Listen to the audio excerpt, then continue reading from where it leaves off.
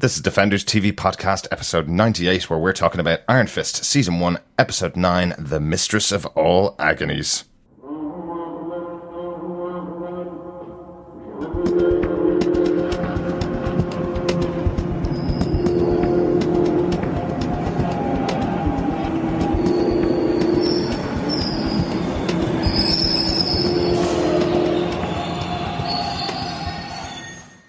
Welcome back to Defenders TV Podcast. This is episode 98 of our podcast, talking about Iron Fist, season 1, episode 9, The Mistress of All Agonies. I'm one of your hosts, Derek. Hi, I'm one of your other hosts, John. And I'm your other host, Chris, aka Siri, if you listened to the last episode.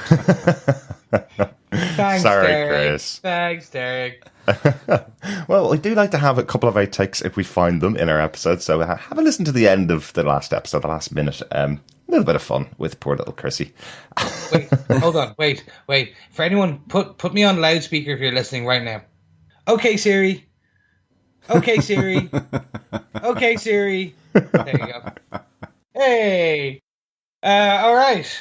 There we go, guys. So we're into episode 98, 2 away from the centennial. Yeah, a few episodes away from our 100th episode. Big milestone for us. Please leave a voicemail for our 100th episode on anything to do with Iron Fist, the podcast, you name it. It's all within scope of the 90 seconds. You can talk about Siri if you want, or anything to do with the Defenders TV podcast. Even some of the interactions, say, between Daredevil Season 2 and Iron Fist, or Luke Cage and Jessica Jones, anything like that, be really interesting to hear, and so we can involve everyone who listens, everyone who interacts with us on Facebook and Twitter in the 100th episode. That would be really good, because of course we do this not only because we enjoy it, but also because we have a great time with the community around Defenders. Absolutely, yeah. If you want to leave a voicemail for us, just go over to defenderstvpodcast.com. Just click on the send voicemail button, where you can record 90 seconds of your thoughts and pop it into us. Otherwise, you can just record it on your phone and send it as an MP3 file to feedback@defenderstvpodcast.com. But we'd love to get your voice on the podcast for our 100th episode. I've been doing this for just over 2 years now. Been really great fun. I always really enjoy hearing from the listeners. This is the 9th episode of our Iron Fist coverage, which, as you know, is coming out on Tuesday the 11th of April. New episodes come out every Friday and Tuesday each week, with our episode 10 review coming out on Friday the 14th. What that means is our 100th episode will be out on Tuesday the 18th of April. We're hoping to record it on Good Friday, so our 100th episode will be a great Friday, right? Absolutely. Yeah. Do we think the Queen will send us a letter like she does everyone else? Because she moved from birthdays to podcasts, because that's kind of more important now. I like it. That would be quite cool. Get in contact with Lizzie, John, as our English representative. Can you get in contact with Lizzie? Yeah, Liz. I've got her on speed dial, you know. It's either that or we'll get crucified on Sunday. Excellent. Speaking of sweet zombie Jesus, we do have a connection on this episode to Easter, really, don't we? We certainly do. Well, this is obviously our spoiler-filled episode. I hope that didn't spoil you. Make sure you've watched the episode before you listen on to any of the rest of our discussions about this episode. We'll be here when you come back. Don't worry. But I think it's time to get into our discussion of Season 1, Episode 9, The Mistress of All Agonies. You guys ready? Absolutely. Derek, tell us, what are the details? Well, this episode was written by Jet Wilkinson. She's written some episodes for Winners and Losers, about 8 of them. Done loads of American TV shows like How to Get Away with Murder and Bull. But she is most well known, and I love this, for directing 120 episodes of the Australian TV soap opera Home and Away. Isn't that cool? That's awesome. Home and Away. I love that show. That's it. We're blaming Ronaldo for this one. I know he must have. We only know 2 Australians, Ronaldo and David. So one of you guys we're blaming for this one. Well, thanks for sending us Jet Wilkinson to write this episode. It's really good of you. And fair play to her for writing some, fairly good episodes of Home and Away. Loved that as a kid. It was great. It's always on the beach. I mean, what's not to love? But usually every second line is something like, "Get away from me, you flaming galah," isn't it? I think so. I think this is where actually Australian stereotypes came from, was Neighbours and Home and Away. Without a doubt. But anyway, the episode was directed by Pat Charles, worked on the TV show Bones with David Boreanaz, Angel himself, and at the 20th anniversary of Buffy, which just happened last week. That's quite a good connection there, I think. Absolutely. Another fantastic TV show. Excellent. I love Bones because I've watched nearly every episode of it. Cool. I think it's time for John to tell us what they gave us with his synopsis for this episode. Yes, I shall be the UN Peace Force here by coming in with a synopsis and boring everyone to death. That's how the UN Peace Force works? Absolutely. Oh my god, I thought they were military. I didn't know they actually just bored people by reading synopsis. Today in the Great War. So, John, do you want to give us your synopsis for the episode? Sure. In a pond somewhere in New York, the figure of Harold Meacham, aka the zombie ice cream killer, rises from the shallows and begins to remember his past events of his previous zombie existence. In the meantime, Danny and his crew return to New York with Madame Gao. At the dojo, Danny, Colleen and Claire try to extract information from Gao using at first some light interrogation techniques, but resorting to sodium thiopental, the truth serum, to force her to talk. However, Gao is more resilient than they thought, resisting all their attempts to gain intel on the Hand. Colleen begins to fall ill after it is shown that she was poisoned from an injury during the fight in Anjou. Meanwhile, Ward returns to the penthouse where Harold feigns forgiveness before planting drugs in Ward's car and sending him to Birch Psychiatric Hospital. As Colleen's condition worsens, Gao's men attempt to rescue her but are foiled by Danny, Claire and Colleen's mentor, Bakuto, who then instructs Danny to use his chi for a very different purpose. As they escape the dojo, an unknown mysterious figure arrives outside after coming from Rand Enterprises. However, back at the penthouse, Harold becomes more unstable as he kills his assistant Kyle. But an unexpected guest at the apartment seemingly restores his fatherly humanity. I think this leads us nicely on to point one, half-dead Harold, and the ice cream killer, which kind of reminds me of Dexter with the ice truck killer. I must admit that's exactly what I was thinking when I wrote that point. This is great, though. This is one of the first times we've ever had a huge twist in the show happen right at the start, so we're able to talk about it at the beginning of the podcast. I think every other time we've been holding ourselves back from the big moment at the end of the podcast. This time we see a dead body rising from a lake in New York, and it's Harold Meacham. We got it right, boys. I know. I started watching this, and literally I think within first 6 minutes, I was like texting you guys going, have you guys watched it yet? Like trying to be like not too enthusiastic. Yeah. I was like winding my words, and then you went, yeah. I was like, oh my god, we got it right. Yeah, that was awesome. I can't believe it. Yeah, I loved the way he came out of the pond and kind of slid up the bank. I just loved his. You know, you could tell obviously his memories weren't there, and they were gradually came back. I mean, he put his hand into a boiling water to try and get the hot dog out of it. I've been that hungry before, though. He was vomiting something quite grim, actually, as well. It was quite interesting. He went for the hot dog because he needed something to eat. He found the smell of the hot dog being hugely attractive, and then he basically threw up in the park and went, "I'm good." So I don't know. In Zombie Ward's brain, I guess the two are kind of interchangeable, either eating or doing that. I don't know. Yeah, but it was really good. I mean, we should have obviously. Our prediction maybe isn't as insightful, given that he was a zombie anyway, because he had been resurrected again. So, but it's just now that he can resurrect multiple times, like Nobu has been able to do. Yeah. And who knows what's going to happen to Elektra? She's going to come out wanting to eat brains and gain knowledge. Have ice cream. Or have ice cream. That was kind of the point, I suppose. I think they've set this up from the start that Harold Meacham would be coming back. Was really surprised when he was killed because obviously it's David Wenham. But yeah, they set it up that he did die and come back to life before we even started the show. That was kind of the setup of the character. And really what I think they're doing here is kind of setting up something for the future of the Defenders.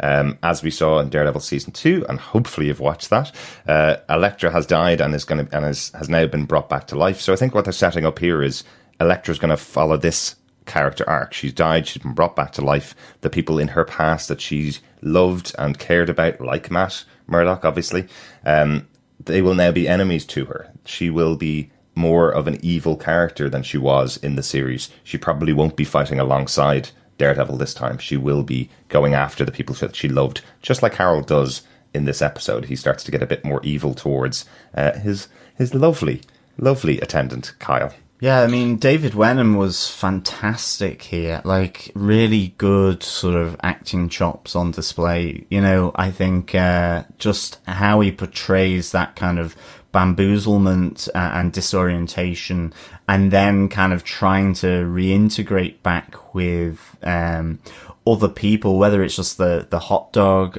stand attendant or seller, or just the woman on the street. And ultimately, people who maybe are closer to him, like Kyle, you know, Alan Ward. Yeah, one thing, did you notice? He didn't bleed. Mm-hmm. He pulled that knife out and there was no blood. I know. And I'm like, so he is now full on dead. Because when he cut his finger off, he bled. Yes, he did. Yeah. He did, yeah. Or maybe that's what all the gunk was. Maybe the blood kind of solidifies, but then as he kind of warms up to temperature, or something, or gets more alive. I don't know how these things work. I'll have to go to the New Testament of the Bible just to see how zombies work. Or The Walking Dead. Or The Walking Dead. Well, he's not a zombie, you know. He's. I reckon he will bleed. I know what you mean, though, Chris. Like, he was fairly. He felt more resilient, more like he would be able to take pain better. And I wonder if that is. He says to Kyle in the back of the car that, you know, what would you do if you'd found out that you were effectively immortal? That realization that Harold ultimately gets there, it is probably important for him now moving forward. He probably just thought it was a one-off before, and that, you know, if he dies again, and that's it. Well, that's why he was drinking that absolutely horrible drink, wasn't it? And that's why he throws it out the window, because he's like, I don't need this stuff to take care of my liver anymore. I can come back to life. Absolutely, and we have a whiskey watch on that point. Because, yeah, he shuns the milk thistle garden plot drink for a bit of bourbon. He asks Kyle, do we have something stronger? Bit of bourbon. Now, he doesn't pick bourbon, I don't think, but we do have a Johnny Walker Black Label being swigged by Harold here. Nice to have Whiskey Watch back. Yeah, good to have Whiskey Watch back. A nice crossover with Jessica Jones. I love the fact that there were tiny bottles, though. Oh, of course. Yeah. I personally love the tiny bottles because I feel like a giant. This is like, I'm going to get so drunk on this. Hopefully there's hundreds of tiny bottles, though, of course. We're going to see the next episode of him waking up just in like making a snow angel of a tiny bottles of bourbon. And just like, yeah, they're all empty. Absolutely. But I did love that scene in the car, just quickly to go back to it. I love the question to Kyle, the innocent intern, where he says, what would you do if you found out you were immortal? And he goes, I'd eat ice cream for breakfast and lunch. And he goes, amazing. And Kyle goes, thank you. And Harold's response is, it's not a compliment. Which I love. I love the long-suffering Kyle. I'm so glad to see him back in this episode for the final time. Chris, I know you held back on talking about Kyle because you knew there was something coming up with the character because of how disastrously he was treated by Harold in the first couple of episodes. Do you want to talk about Kyle now, since you probably won't get another opportunity? He's gone. I think there was just the sniveling intern persona, if you want to call it that. I've never liked it. I think it just cut too close to home in my own personal professional life at the beginning of my professional career. I was going to say that until you said sniveling intern, and then I was like, oh, this is going to be really cruel if I say that was that too close to you, Chris. Was he an intern? He a personal assistant. I don't think we call them that. We call them admins now, administrators. Yeah. Personal administrators. Yeah. But anyway, I think... Because this is how we met first, Chris. This is how myself and Chris first met in a job. Chris came straight out of college and worked for the same company that I worked for. doing this type of work very late into the night, many nights in a row. So I know when Kyle appeared on the show, I suddenly kind of went, oh God, Chris isn't going to like this character at all. No. I thought you would have had empathy, Chris. You would have felt for his kind of plight, yeah. Yeah, but who likes just vanilla ice cream? Seriously. Come on. Like, he got offered cornflakes flavored. You always go for the weird ones. Like, 'cause then you're like, oh no, that's disgusting, but at least I tried it. Well, let's go on to the ice cream killer moment, where Harold thinks he's doing a wonderful thing for his personal administrator. It gives him exactly what he said he wanted if he knew he was going to live forever. It gives him a table full of ice cream. Very cool setup there. I love the moment when Harold just changes with him, though. He's looking at the full suite of every single flavour you can possibly imagine, and Kyle goes, do you have any vanilla? That's kind of all I can take. Yeah, biggest mistake ever. Absolutely. Kyle, what were you thinking? Oh my goodness. You've always seemed nervous of Harold, and you kind of say the wrong thing at the wrong time. And it leads to what I can only describe as one of the most awesome deaths ever. I love the fact that he was killed with an ice cream scoop. In fact, I do think it's my new weapon of choice for when the zombie horde attack. Oh, you never want to be too close with the zombie horde, though, John. Well, that's true. And I did think, I've just been doing this on Facebook this morning, so people probably think I've gone slightly crazy, but like, I just thought, because I had Zombie Harold in my mind, sweet Zombie Harold, I did think he was kind of going to lift out the brains to gain Kyle's knowledge, put a few scoops of brain ice cream into the bowl, and gain the knowledge. But I love the fact that it's kind of like a rage thing here. I think that's why it works so well. It's not brutal for the sake of it. I mean, it's to an extent that Harold maybe can't control whatever it is that is done to the body or to the mind or both in this resurrection process. That, exactly. At the end of the day, he's doing something hugely nice for Kyle after asking him what he would do if he could live forever.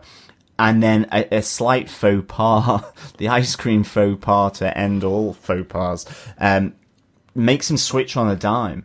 And then as soon as he's done it, he's all remorseful, and he's kind of lying next to Kyle, almost hugging him, saying, like, I'm really sorry. Even though he says, like, the line that he says to Kyle is, just shut up and die, will you? It's like, you know, he's getting that frustrated. But again, I do think there's a bigger piece in this. I don't think it's just about Harold Meacham. It is about setting up what will happen with Elektra in Defenders. I think Definitely. That's going to be the big build on this. So if you don't watch Iron Fist, if you haven't seen the series and don't see the scene, I think they're going to have to do a little bit more work with the Elektra character to make you understand that she isn't the one that we saw in season 2 of Daredevil. Definitely, but certainly I think Harold should be the one going to the Birch Psychiatric Hospital.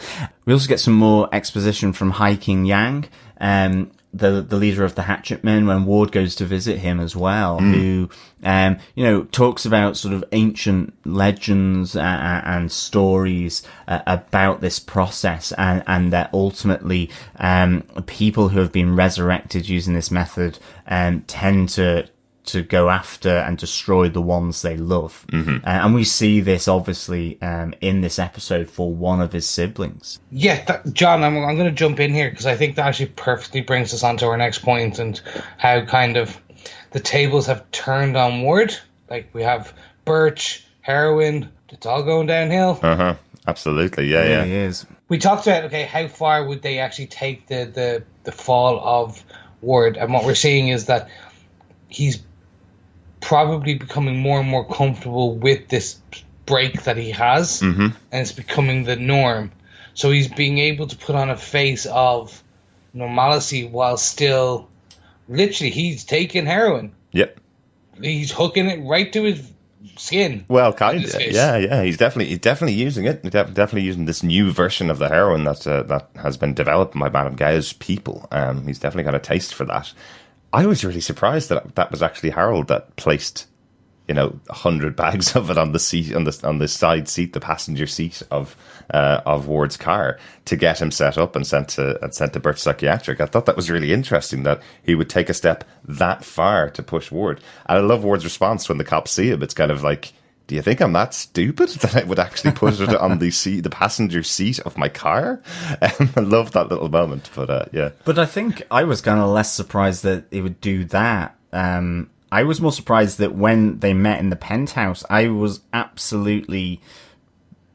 had no idea what was going to happen here. I did think that we would see potentially Ward in serious trouble, if not the end of Ward. And instead, we almost get this kind of, forgiveness, although it transpires it's completely faked by Harold. Yeah.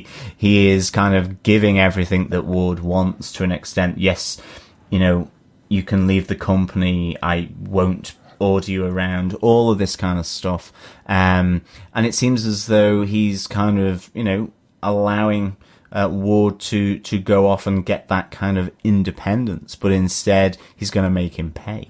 Absolutely, but it was also a bit of emotional blackmail there as well. He's like, I'll let you go, but that means I'm going to be attaching myself to Joy now, right? You do understand the situation here, Ward. If you walk away, then I have to talk to Joy. I can't run the company without one of the two of you, so your fault if I latch on to Joy, basically. So I like that little moment as well.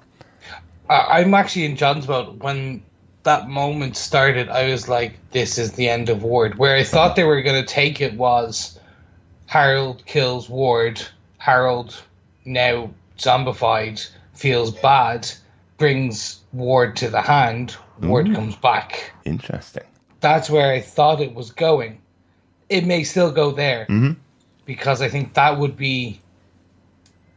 that's an interesting take, because they literally then they're killing someone off and putting him directly in Rand Enterprises. Yeah. As they can get him back. And I think that's maybe where they may go, but we'll find out. I overall loved it. The car scene for me was a bit like, I don't understand, would that actually work in real life? Like, if you put a couple of bags of heroin on someone's car, would they get arrested and put into psychiatric care? Well, I don't know about psychiatric care. That may just be a little bit of protection from the Rand lawyers or from his lawyers that got him to avoid jail and into Birch Psychiatric. That's a possibility. But yeah, it's very likely that if you left a bag of coke on someone's passenger seat and there were cops on the beat walking past who saw it through a window, they'd probably wait for you to come back and arrest you. Definitely. No, I get the arresting part. I was just a psychiatric Birch Psychiatric. I was just like, no, he should just be sitting in jail right now. That's where I kind of went, okay, I'll play along. I'm going with you, writers. I'm going with you. The reason why I went with it is because there is that great scene with the psychiatrist again, who we saw in episode 2. I like that he's come back and he's dealing with another member of of effectively the board of directors of Rand Enterprises again, like he did with Danny, where Ward is relaying a story and going, I can't tell you this because if I tell you, then you think I'm insane. If I don't tell you, you think I'm repressing something. But yeah, I'm really in a no-win situation here. Absolutely. And then, that rock and a hard place was played out really well by Ward, and just having the psychiatric doctor back. I've kind of there was points where I was like, he looked like he was kind of another one, because talking about his dead father, and this looks like again another big issue for me to deal with. And maybe we just didn't see something at the prison where he's saying it's my father and they're like going, your father's dead, what's going on? Like, I would have liked to have seen like what you've said, Chris, actually, that he was kind of just neck snapped or killed or something, and then but kind of brought back into the hand as though it was a way of bringing him into Harold's fold, right. Or even just the influence of the hand, and it would maybe tie in nicely with the fact that in the comics, Ward has been shown to become more evil than he is now. Mm-hmm. Yeah, true. I think we should stick with the Meachams. We had a third point on the Meachams, which is the zombie family reunion. So as I mentioned, yeah, the big purpose here for Harold is that he's saying, I'll get rid of Ward and now I'll join back up with Joy. So Joy now, after 12 years of thinking her father's dead and working every single hour of every single day to keep Rand Enterprises afloat, really, she suddenly finds out that Harold is alive. So do we think that he is now going to be using her to control the corporation, get her back on the board? Will she understand what's going on? Like, it's quite a significant thing to try and take in, that her father's not dead. This is going to go one of two ways. This is what I literally, that scene ended for me, I'm like, oh, how are they going to play this now? Mm-hmm. She's going to go into shock, and it's going to be, how could you? I never want to speak to you again. I'm going to run and tell Danny. Danny's going to tell me, oh, I actually knew. Well, she's going to go, well, screw you, Danny, and screw you, Ward. Right. And she's going to go off on her own. And that's going to be like her arc to a degree slightly done. And they're setting her up as an antagonist of Danny. Or the other way is, yes, she's actually going to go, okay, Harold is going to do something like, someone's after me. You have to help me, etc., etc., etc. Pulls on her on emotional strings. Then Danny will come in. She'll go, oh, you knew? Oh my God, great. Blah, blah, blah. Episode 12, episode 13, Harold will kill someone right in front of her, or kill multiple people right in front of her. And that would be the straw that breaks the camel or the human's back in this case. All right. And then she goes, oh my God, my father's an evil, crazy zombie. Okay, let's process this internally, and I'm going to go a bit Deborah Ann Wall, where it's kind of very much I've seen some shit in my past life. Oh my God. And she's going to end up being that style of character, whereas no man can ever come near me. I don't trust anyone. Okay. Et cetera, et cetera, et cetera. So by the end of the season, you're effectively saying that both Ward and Joy are going to be completely post-traumatic stress syndrome characters. They're going to be completely destroyed just by Harold, effectively. Yeah. Which makes total sense. Yeah. She's a really strong character and has been since the start of the show. She's been kind of left out by Ward because of obviously Harold and his relationship. So she's been running a huge multinational corporation. So a really strong character, and seeing her also fall because of the return of Harold will be quite an interesting story, I think.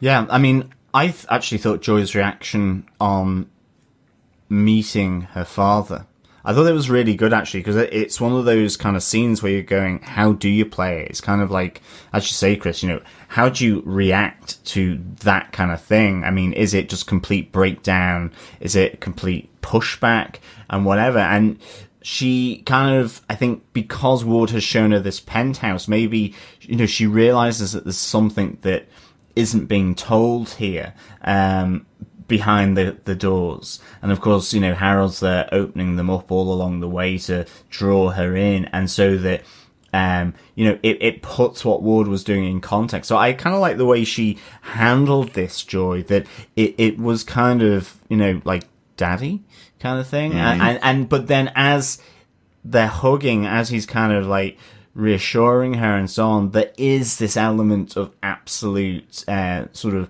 semi-horror starting to appear on her face, that or just distress, I suppose. Yeah. That what the hell is going on here? Yeah, absolutely. So I thought this was played really well, because I mean it's something that could have just completely altered how you took in that scene. I thought she played it really well here. Yeah. A question quickly, if you guys remember, did Joy say that she saw her father die, or was it Ward that said he watched his father die and then come back to life? I can't remember whether Joy actually watched him die or whether we've heard her say it. They both saw him dead, and then the hand took him away and put him in. So we assume they put him in the vase. But the deal was made before he died, so I think Ward knew about the deal, but Joy didn't know about the deal. I'm just wondering if she is now seeing her father after she saw him die, if you know what I mean. Well, she don't think she saw him die. I think she saw him dead. Right, okay. At the funeral. Okay. because he was pretty open casket. Okay, it wasn't slightly disfigured or anyway. Yeah. Yeah, he's a good-looking man. What I'm trying to say is they're not going to close the coffin on him. It's just like give the women one last look before they put him in the ground. Good old David. Hey, it's a morbid episode. I'm trying to go with gallow humor here. I like it. I think it's time to crack on to the other big point. The big point that is the follow up to episode 8, the one we were waiting for. Really, is the interrogation of Madame Gao, or lack thereof. Or lack thereof, or kind of. No, there was definitely some interrogation. I thought there was some really unintentional comedy in this. Like, just the worst interrogation ever. I have to say, though, given what we said in the previous podcast for episode 8, that flight back home would be so awkward, it is kind of... You were there going, how did they get Madame Gao back here? And... yes, how awkward was that flight back with her sat there? And it does kind of actually... there's two things here for me on this. I love the fact that Gao comes back fighting. You see her resilient, calm, collected, but fierce towards her adversaries, even though she's tied up. To me, that is Gao. And so that ending of episode 8 to me doesn't make sense anymore. And it really doesn't, where she kind of just is supplicant to Danny taking her away. And even if it was just from the shock of him showing the power of his chi, she has seen an Iron Fist before. It's not like this is new to her. And then there's this whole thing of how do you get her back to New York, obviously on the plane. How do you get her through customs? I don't know. Bound and tied or however they did it. And it makes me feel that they should have just set that whole thing in episode 8 in New York rather than in China. 100%. So that's just to qualify a few things from the last episode 8. I do realize I probably went down a bit of a downward negative spiral for episode 8.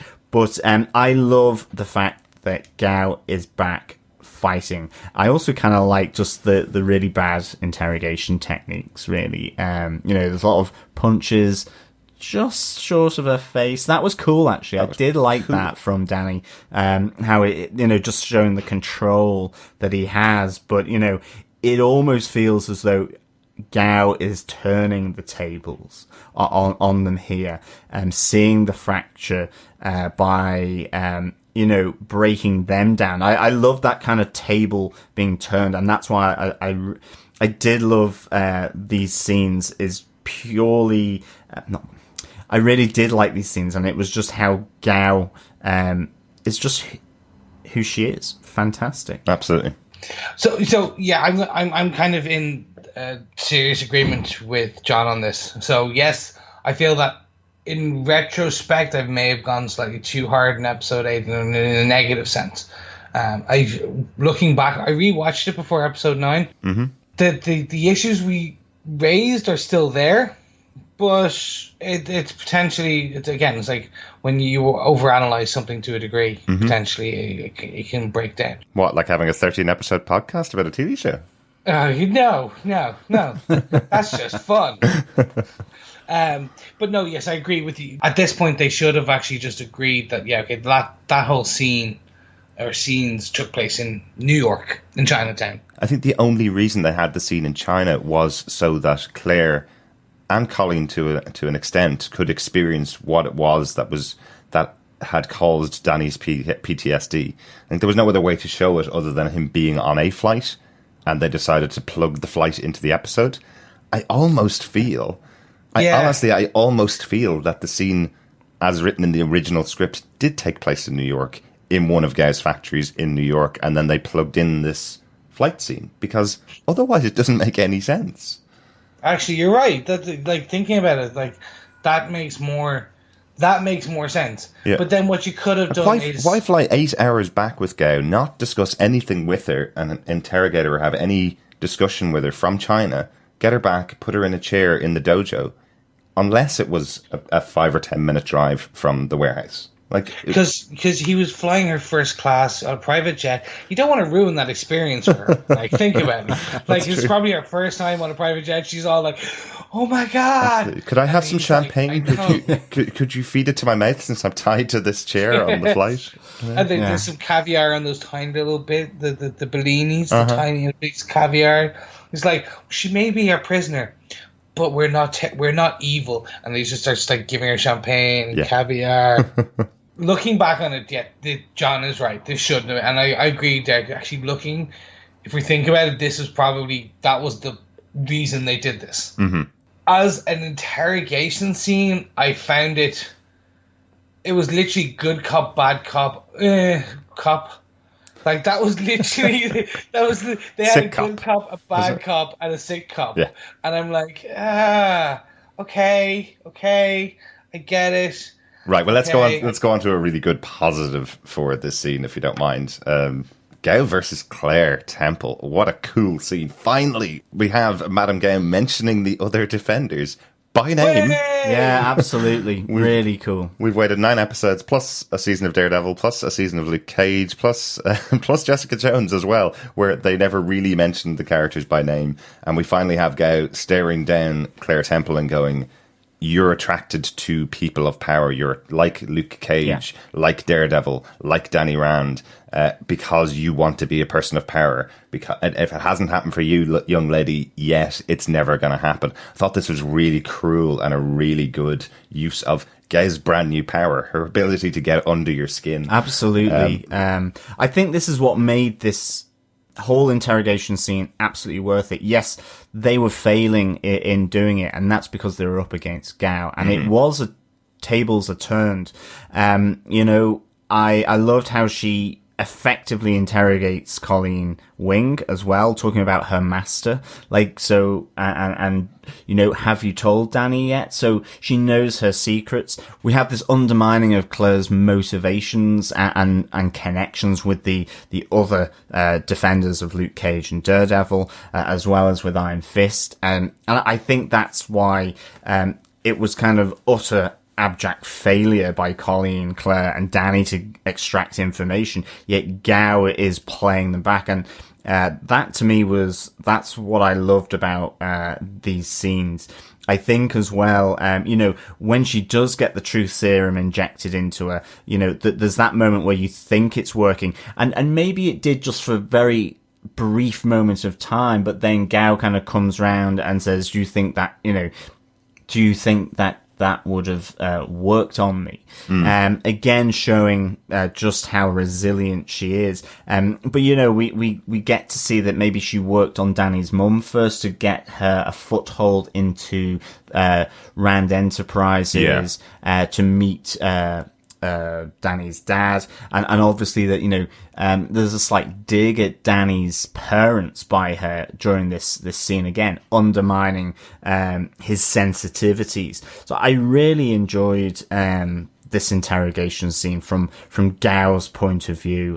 Absolutely. I think one of the things that's really strange though, and it's picking up something that you said on the last podcast, Eric, is that even though we got those snippets of information of Danny's story and of now the reveal of in name form of Luke Cage and Daredevil, it is the Meacham storyline that is fleshing out compared to Danny's. And it's a bit off kilter to some extent that the main protagonist of this series really is still slightly in the shadows with regards to what he's doing, why he's doing it, and who he's up against and why.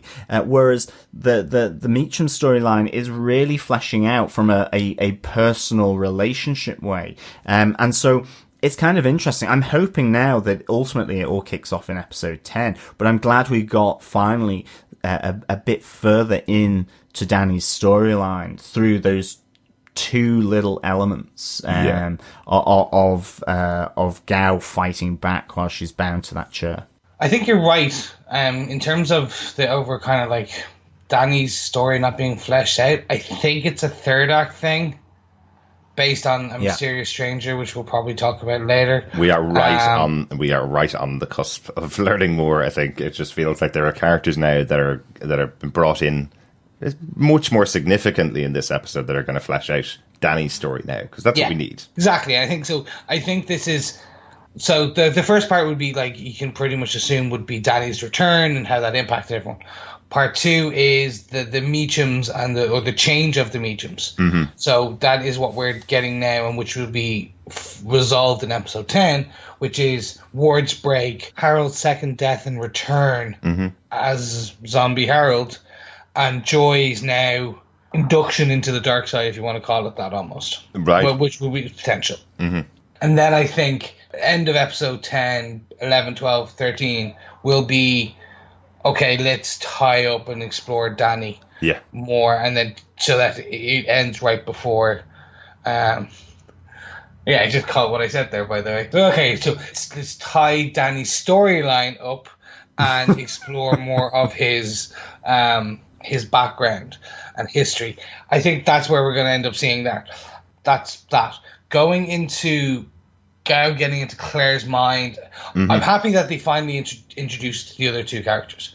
Like, just by name check, that's all we've wanted. Yeah. Because it just acknowledges everything leading up to the Defenders, which we always say. Everything's leading to the Defenders. Yeah.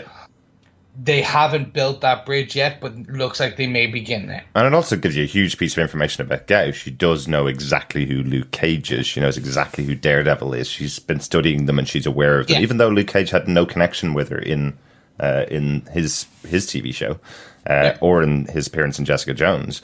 And she doesn't know Jessica Jones either. Very, very clear again that she doesn't make any mention of Claire's dealings with Jessica. So it does give you a little bit of insight into Gao and the fact that she is monitoring these street level superheroes, or these street level heroes. So yeah, but like I'm assuming that's how it's going to be. Yeah, she's a mob boss. She knows every cop on that beat, if you want to call it that, and she knows their weaknesses and etc. She knows that Claire is the big squeeze of Luke Cage, and she's going to play that. And I think that's why this piqued my interest. Absolutely. Specifically, that 2 lines. So the interrogation of Gao getting into Claire's head, I like that because it's showing. We've talked about this. The actress who plays Gao and the character that they're doing is okay. She's got one hell of a punch. We've seen that 3 times now, I believe. Yeah. Throughout the very series, yeah. Yeah, throughout the very series, I should say. But her big skill is taking down people mentally. Seems like it. Like she was able to battle on a war of words with Wilson Fisk.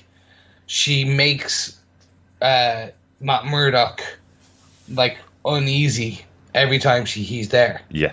Or I should say Daredevil. Because I don't think she at this point she doesn't know who he is. Right. Yeah. No, she had the conversation with Daredevil in season 2, which we just actually watched the other night again. Just the conversation that she had with him, and wanted to make sure that whether there was a connection between her and the Hand in Daredevil, and there wasn't. Is what we worked out. She has her own faction effectively, and she's given Daredevil guidance in season 2, kind of working with my enemy's enemy kind of thing. So she wasn't really connected with the overarching villain of Daredevil season 2, but she gave him some guidance within the show. Yeah.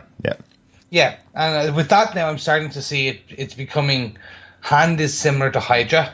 It has many heads, many fractions, all trying to do the same thing.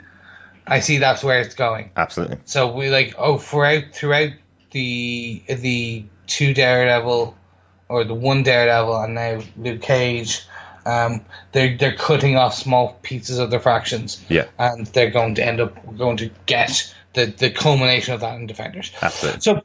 So the overall, I enjoyed it. Again, John, I'm agreeing with you.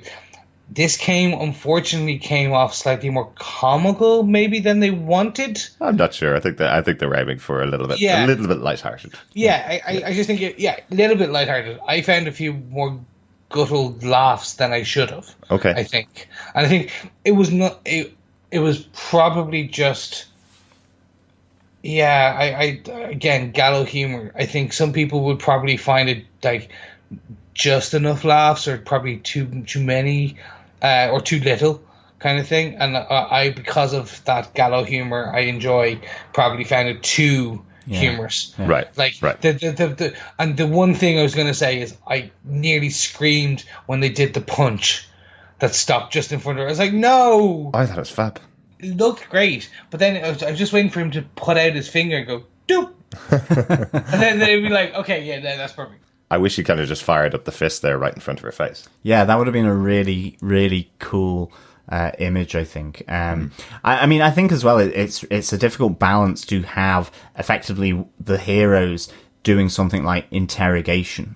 It's kind of a bit like with Jessica Jones when they did the Purple Man, they had to put him in, the chamber. Yeah. You have to be really careful. I think with Jessica Jones, that conflict of how far you go was explored more than in this, definitely. But I think as well now, this kind of segues nicely into point 3 with, the reappearance of Bakuto, because we have, during the whole, interrogation and capture scene of Gao, that we see that Colleen starts to get increasingly ill, and we find that she has been poisoned through probably some kind of nick, that she picked up from the fight in Anjou. It was right, yeah, it was the knife fight that she had, Yeah. that we were speaking about in the last episode. So we see her gradually deteriorate over the course of this interrogation, to the point where she requests her former sensei and mentor Bakuto, who appears, which was good because, again, I think this helps just to flesh out these elements here, certainly for Danny and the connections and relationships here. Yeah. But we have a really nice scene here where Bakuto starts to mentor Danny in terms of the power of his chi and how he harnesses it for something other than punching through doors. That's right. Really interesting here. So the point is kind of made by Bakuto here that Danny doesn't have all of the knowledge that he needs as the Iron Fist. He's effectively telling him here something that we've kind of guessed throughout the series, that Danny is not as experienced with his knowledge of being the Iron Fist. So perhaps it's something that he took and left Kunlun just after becoming the Iron Fist, that he didn't have years of experience. The 15 years that he spent in Kunlun were training, and he may have only become the Iron Fist a couple of months ago, kind of thing, before he left and came back to New York. That's really interesting. Yeah, I think we raised this in one of the previous podcasts. That was what we were thinking, that he seems so inexperienced. This also then leads to us explaining potentially why he has an issue using the Iron Fist, using that power. He is untrained. Exactly. Yeah. He does not know he can use his chi for healing. He can't always summon it as he wants. The iconic usual images we think of Iron Fist with his two fists glowing and running towards a battle in the comic books. Yeah.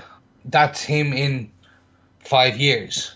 Basically, we're seeing Act 2 of the origin. Yeah, Iron Proto-Fist. Fist. Absolutely. Yeah, Proto-Fist. Yeah. I think that's a better name. Let's call him that. I liked it. And there was actually a piece of feedback that we got in over on Twitter from Alan Shabbat-Lunstein, who says, great podcast as usual about our last podcast. And he says he sees Danny like Luke Skywalker leaving Dagobah, untrained and childish, but with potential. That kind of does sound right, doesn't it? Yeah, it sounds like a really good way of describing it, actually. I think that, I mean, we knew he was kind of a bit tempestuous. We knew he hadn't fully got his chi on in that sense. But like we see now that he, does have it as a healing power. Yeah, we mentioned in episode 4 that there was a moment with Colleen where he puts a plaster onto her and she seems to be healed a little bit quickly, and I kind of made the mention, I wonder, was this the MCUing of Danny's healing chi, that he's just very good at taking care of people. They didn't show his hands brightening up or anything like that. But in fact, no, they were actually going full comic book. He just didn't have the power. He didn't know he had the power at that point, and uses it for something here to cure Colleen. It looks like quite a painful way of curing her anyway, but it does look like it cures her. Yeah, but it's painful for her, but it's painful for him. I mean, he's completely knocked out, and I think, we see him then being taken away in 2 massive black 4-wheel drives. So, like, Bakuto is, his connections, I suspect, will get revealed, hopefully, in the next couple of episodes. Yeah.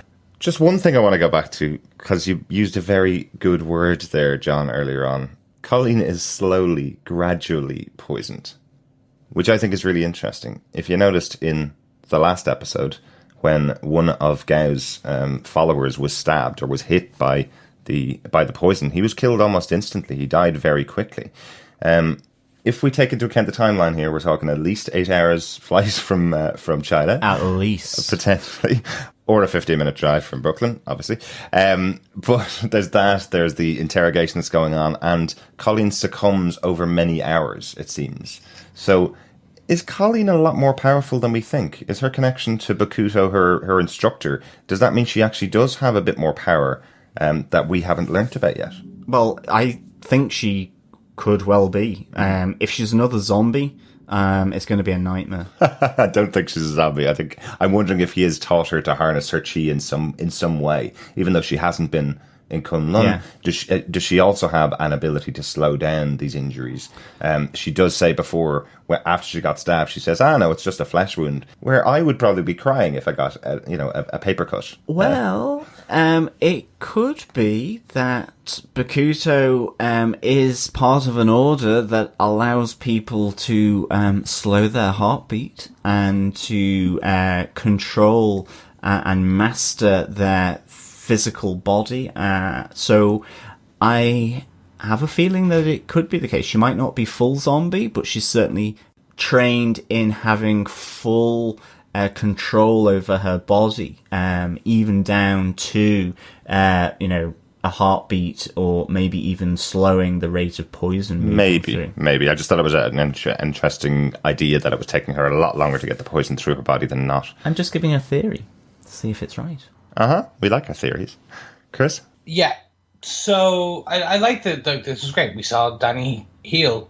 On Colleen getting sick, my counter theory is that they're a different fraction of the hand, and that she is a member of the hand, and or she's a lower level member of the hand, or some variation of it. Okay. I agree. So that's where, yeah. But I think she was sent by Bakuto, or ordered by Bakuto, to romance Danny. That's how this romance ends. That hurts my heart. Out. Yeah, and that's how he, going into Defenders, he meets Misty, and they can, the comic book element can kind of go. Yeah, I would agree with that. So I'm the only one that thinks they're possibly part of Styx's order. Possibly so. I would agree with Chris at the moment on this until I'm shown otherwise. I think when saying that she can control her body, I think that's like the ninjas we saw in Daredevil 2. And just how they can control how they move, their heartbeats, and all of this. Okay. I think it's another faction of the hand, because Madame Gauss has a really interesting thing. As he's being told to heal Colleen by Bakuto, and how to channel his chi in that healing way, that effectively she says you're walking into a trap. This will be really interesting. So I think it is really possibly as complex as that. Okay. So just to make sure we're all clear, so we've got the faction of the hand that was after Daredevil, Gao's hand tribe, or Gao's hand group, and the reason why she's so scared of Bakuto when he arrives, why are you here, she says as he arrives at the door, is because he's a third faction of the hand. Yeah. And my theory is that he's a member of Styx's group. Yeah. Which has incorporated Daredevil into the group effectively as well. So that's my theory, and that's you guys. Interesting to see how that will play out in future. So we have finished our points, but I think we have one more person that we do need to talk about, because there was some quite big scenes from a new visitor to New York in this episode. Absolutely. Do you reckon this person is Davos? I mean, we've kind of been saying that this person's Davos, that homeless person in China was Davos, that Bakuto was possibly Davos, that I think one of the ladies selling the drugs could have been Davos. Don't think we went that far. You know, but here we see, this figure. He looks like he's just come off a year round the world, a gap year. Yeah, kind of like Danny. Yeah, kind of like Danny. He dresses better, though. He does. Yeah, and in fairness, he can make ninja flying stars out of tinfoil. Now, if he can make it out of baking paper, I think that would be even cooler. This is awesome. I absolutely love the ninja flying stars. Felt sorry for the guy who owns the truck. I thought that was a bit harsh on him. But yeah, we see him first outside of Round Enterprises, kind of looking a bit shifty. In fact, I think he bumps into Harold. He sees Harold. Oh, he sees him, yeah. And then finally, as Danny is being whisked off by Bakuto in the back of his 4-wheel drive, he's there outside of the dojo looking up, probably seeing all of Gao's guards hanging from their zip lines outside of the windows, like kind of Chinese lanterns. Maybe, yeah. Just need a little light on each one. So yes, this is entirely possible. This is Davos. In fact, we do kind of know, because as we've said before, we do put on the subtitles, and there are things called credits at the end of the episodes as well, both of which tell us that this is Davos. Finally. Hooray! Yes. Okay, so really sorry about all of our theories about who Davos could be. I think it was because he was one of the first characters mentioned early on in the season by Danny Rand, saying that my friend Davos, so we knew he was coming at some point. I kind of didn't expect him to be coming this late in the series, but I'm really glad he's here. He's pretty darn cool. He looks cool. Will he be a force for good, a force for change, or a force for evil? It'll be interesting. Yeah, we'll see. I think we're going to get a Baron Mordo style. I think you might be right. Piece here. Interesting. He'll join with Danny. He won't agree with what Danny's become. And by episode 13, he's, screw you, Danny, you're my arch enemy. Okay, I think it's simpler than that. I think he's arrived in New York with the sole purpose of finding Danny, but not to be on his side. I think I mentioned it a couple of episodes that I think that Danny has run away from Kunlun when what did they say, the realms aligned? It only aligns every 15 years in this TV show. I think Danny's escaped, run away, and Davos is here to bring him back because he is supposed to be the protector of Kunlun. He seems a bit too vicious with beating up the first guy he meets and creating tinfoil throwing stars to throw at the wall. I was wondering how this plan was going to work out for him, because, if you're waiting for Danny to turn up to work, maybe 11 o'clock the following morning, and he's sitting in this food van, is he going to be selling hot dogs to people for 3 or 4 hours before it arrives? Because you can't just stand there with queues of New Yorkers outside going, no, I'm just, the chef's off today. I'm just taking care of the van for 3 or 4 hours. So luckily he got a bit of a tip off as to where to go. I wasn't sure how the actual plan was going to work out though. Yeah, no, I'm not sure how he got the tip off, by the way. That was interesting. He followed the chi. It could be that. Actually, he is another character who's imbued with mystical knowledge as such. Now, whether he has some of the powers that we know he can have from the comics, which is, that he can also call on the powers of the chi. Interesting. But we don't know that yet. So it will be interesting to see how this character gets integrated now into the Iron Fist. Absolutely. Right, finish top 5 points and a little note there, I suppose, or a big note there. Chris, any notes about the episode? The big one, we just mentioned the food truck. That food truck is from the promo art in the Defenders. Interesting. I don't know. So somehow this will play in, or they just had the prop left over from Iron Fist, and they went, that would look good. Is this the photo shoot that was done with the Defenders, is it? Or yeah. Because that was done by Entertainment Weekly, wasn't it? Yes. Yeah. Yeah, so it could have been just the prop because Iron Fist was filming at the time, but yeah, it'll be interesting to see if this continues. This is Davos's van now as he travels around New York, or it's the Defender van. I was more going for the Davosmobile. I like it. Da-da-da-da. At least you'll never go hungry. Or the mystical machine. And he will have Scooby-Doo. I like it. Yeah, it was Harold. Let's see what's under the mask. Oh, it's just his skin. Oh, sorry. Yeah. Nice. My other note I just wanted to quickly jump on is Danny does actually finally mention in full that he did, in fact, fight a dragon in a cave. That's right. In order to earn the Iron Fist powers. Yes. So at least there's something there. I don't think we're going to see it. Oh, please say we see it. I hope we see it. I really do. Please say the reason that we got low budget China in the last episode is because we're going to see a dragon. We'll probably see a flash of eyes. Okay, that's cool. Like, I'm good with that. 2 eyes looking at you. I'm good with that. Yeah. Chris, any other notes? Yeah, my the final note is I believe this is the episode that finally gives us the first mention of Colleen's grandfather, Kenji Ozawa. So in the comics, which is great because in the comics he was the one who trained her and gave her the white sword too. Very cool. Very nice. Yeah. At least they're staying faithful there, and there's some connection. But like, it was a nice kind of offhand comment. I still prefer the dragon in the cave comment. Yeah. If we were comparing comments. For this Well, episode. absolutely, yes. Of course. Well, with that, Chris, do you defend this episode of Iron Fist, Season 1, Episode 9, The Mistress of All Agonies? I do. I found the pacing off, unfortunately. Okay. But we discussed this. We actually discussed this off air again. Just because, yeah, it is around this time, Episode 8, 9, 10, where there's always one episode around those times in every series where we're a bit like, this is exposition and filler. That's all he gave us, really. Which is fine. I suppose you have to do it. You have to expand stories.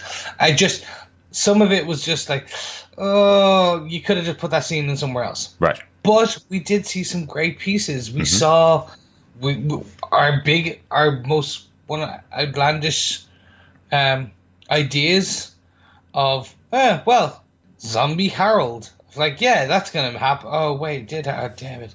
So, I'm just putting this out here. My theory about a giant hand coming out of the hole in New York actually is looking slightly more plausible now. Just slightly. Just ever so slightly, but it's plausible. A little. We saw a zombie come back. Come on. Yeah, for everything that I kind of sniggered at, like for the interrogation, etc., I found other things I liked. I liked the Davos reappearance. I liked trying to figure out who the hell Bakuto is. I liked the ending. A simple ending. Yeah. But powerful, and again, a Netflix one, is powerful enough that I was like, oh, Derek won't know. If I just 10 seconds of the first episode. I will always know, Chris. I swear you actually have like an implant in the back of your head that goes, he's watched ahead. He's found out, John. He is. Derek is actually Harold Meacham. Ah. He's got cameras all over your apartment. Oh, don't say anything like that. Be I think we should... very afraid. Mr. FBI, we're only joking. But yeah, so I do defend this episode, but just again on par. Just if I had to do a John on it, I'm like 4 zombies out of 5. Interesting. Very good. Speaking of which, John, do you defend Season 1, Episode 9 of Iron Fist? I do defend this episode of Iron Fist. I think you may have taken my star rating there, Chris, but I had a slightly different one. It was, I would give this 4 sweet zombie Harolds out of 5. Or maybe, actually, 4 ninja stars. Tinfoil ninja stars at that out of 5. Yeah, I thought this was a good bounce back from episode 8. I think definitely for me, I think David Wenham coming back from Beyond the Pool as Harold, and his interaction with Ward and with Kyle and with Joy, I thought was really good. I mean, David Wenham is fantastic in this role. He does scary what's he going to do really, really well. I thought the ice cream baller attack on Kyle was like completely unexpected, but that shift in his tone around the table with the ice cream after Kyle really does put his foot in it, really. And then great to see Gao back as this fierce lady who really kind of turns the tables, even though she's been strapped to the chair for the full episode, turns the tables against Colleen, Claire, and Danny. But there's also the great promise here from, Bakuto coming in, teaching Danny how to use his chi for healing, but also seeing Gao's reaction to him. Who is Bakuto and who is Colleen? Really intriguing for developing over episodes 10 and 11, as well as now this mysterious, not so mysterious figure of Davos arriving in New York. And seeing Danny getting whisked away by Bakuto. Yeah. So really, I think, as you were saying, Chris, this final act sort of starting to really break down and explore Danny, I think is going to be most welcome, and I think it started in this episode. So yeah, absolutely. Full suite zombie Harold's holding a brain baller in his hand out of 5. Derek, do you defend this episode of Iron Fist? I absolutely defend this episode. I really like these kind of episodes where we get some new setup to take us into the rest of the season. Seeing Bakuto back is cool. Seeing Davos coming into the episodes finally. And seeing, obviously, David Wenham's Zombie Harold coming back in. It's pretty cool. I don't rate episodes very often, but if I was, it would probably be 3.5 ice cream scoops to the head, probably would be my rating for this episode. Really good, above average, above minimum, I suppose, and exciting to see what we're going to see in the future. That's it for our discussion for this episode of Defenders TV podcast. We are on episode 98. Make sure you send in your feedback to us if you can for episode 100.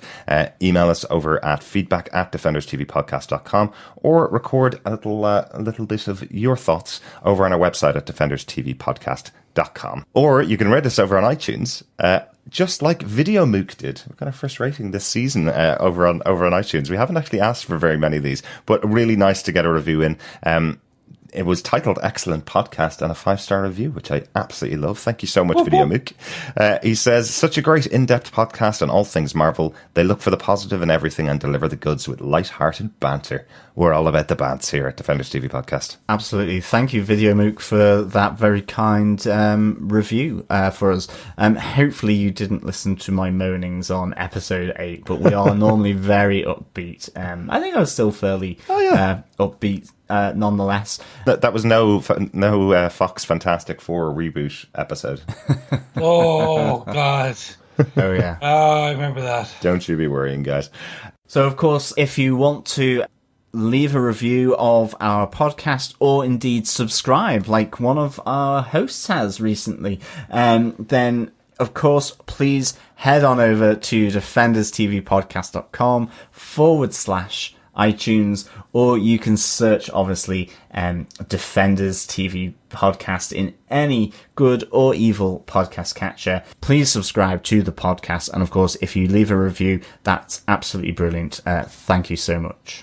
If any of you are wondering, it was me. I forgot to subscribe. I don't know. It was just like we're in it. I'm like, is it a bit like... I don't know. Is it a bit like self-flagellation? You're kind of like, oh yeah, here, listen to myself on the radio. Ooh. I was like, no, I just forgot. It's more that you need to listen to the outtakes from episode 8 because, that's hilarious. We've got a little bit more feedback from our Facebook group over at facebook.com/groups/Defenders TV Podcast. Jeff Charles says, I like the way Harold had to slowly start remembering who he is. I wonder what the process has done to Electra. Has Madame Gao done this, or has she long lived in some other way? Interesting points there, Jeff. Yeah, I'm wondering, is it turning into Marvel Zombies over on over the Iron Fist show? Yeah, I think we talked a bit about what we think the effect might be on Electra in the show. Yeah, has Madame Gao done this, or has she long lived in some other way? Yeah, she said that she's thousands of years old, or hundreds of years old anyway, in the show. So yeah, it'll be interesting to see if she's just been brought back to life by the hand and she's gone through the same experience as Harold has, or is she possibly long lived in some other way? Yeah, interesting question, Jeff. Robert Phillips says, opening pre-credits and the house resounds to me yelling, call this at the iPad. Then it was not appreciated. Yeah, I'd say the people in the house were wondering what the heck you were talking about, Robert. And don't forget, guys, we also do have the marvelous Marvel feedback prize this season. So if you go over to our website at defenderstvpodcast.com, you can leave us voicemail feedback, and you too could get a marvelous Marvel prize. Yes, yeah, absolutely. Yes, by now we should have our photographs up on our Facebook group. Come join us over on facebook.com/groups/Defenders TV podcast if you want to see the photos of what is in that wonderful Marvel prize. You should see them as of the day we're recording, the 8th of the 4th. We should have the post up there. Absolutely. And of course, we will be back on Friday, the 15th of April, with our review and thoughts of Iron Fist Season 1, Episode 10, Black Tiger Steals Heart. By the way, on this title, I'm pretty much sure my theory about Colleen and Danny, there you go. Black Tiger steals heart. Okay. Colleen steals Danny's heart and then breaks it. But anyway, I'm more interested in just going to watch it. So now, with that, let us say goodbye. Absolutely. Thank you so much for listening. And we'll speak with you next time. Bye. You know, first I can't get you to talk, and now you just won't shut up. That was Claire to Madame Gao, by the way. I wasn't insulting my fellow co-hosts. Bye. Bye. Bye. Bye.